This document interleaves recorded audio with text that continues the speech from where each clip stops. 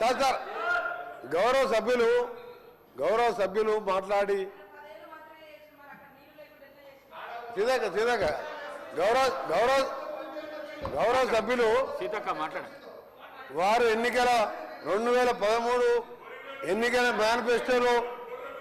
మేనిఫెస్టోలో కానీ మేనిఫెస్టో కంటే ముందు ఆయన పార్టీ పెట్టినప్పుడు కానీ ఒక అధికారానికి వచ్చేటప్పటికి ఒక 10 లక్షల సార్లు దళితుని ముఖ్యమంత్రి చేయకపోతే నా మెడ మీద తల ఉన్నదు అను. నువ్వు ఇంప్లిమెంట్ చేసినావా ఆఖరి దళితుడికి 3 ఎకరాల భూమి ఇస్తా, బోరేస్తా, మోటార్ ఇస్తా, 1.5 ఎకరం ఉంటే 1.5 యాడ్ చేస్తా, ఆయన ధనవంతుని చేస్తాను. చేసినావా? చేయలే. మూడవది, ఒక దళితుడు ప్రతిపక్ష నాయకుడు ఉంటే సంతలో పశువుల్లాగా ఎమ్మెల్యేలు కొనుక్కొని ప్రతిపక్ష హోదా లేకుండా చేసి దళిత వ్యతిరేకంగా నిరూపించుకున్నావు. ఇకపోతే తగ్గించా ఇంటికో ఉద్యోగం, డబుల్ బెడ్రూమ్, నీ బిడ్డలు తేలబనుకుంటారు. నీ చెప్పమంటావా? 1,00,000 అబద్ధాలు ఆడి 2 సార్లు అధికారంలోకి వచ్చిన మీరు మేము చేసిన కార్యక్రమాలు 1,00,000 కోట్ల మంది ఇవాళ ఆర్టీసీలో ఉచితంగా మహిళలు ప్రయాణం చేస్తున్నారు. చూస్తలేవా?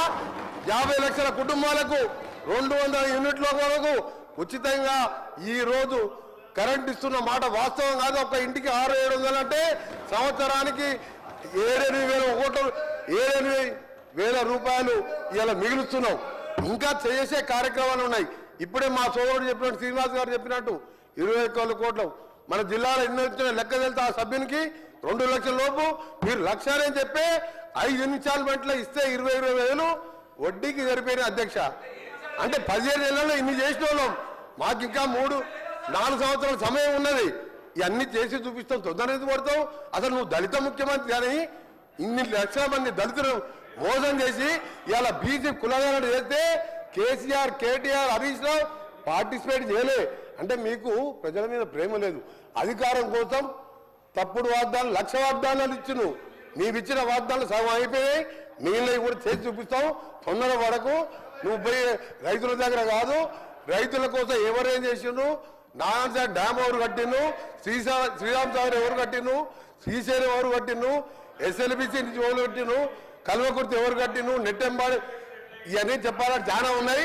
గవర్నర్ పద్ధతికి మాట్లాడితే మంచిదని గౌరవ సభ్యునికి సలహా ఇస్తున్నా. మీరు చెప్పాలంటే చాలా ఉన్నది. మీ రెడ్డి గారు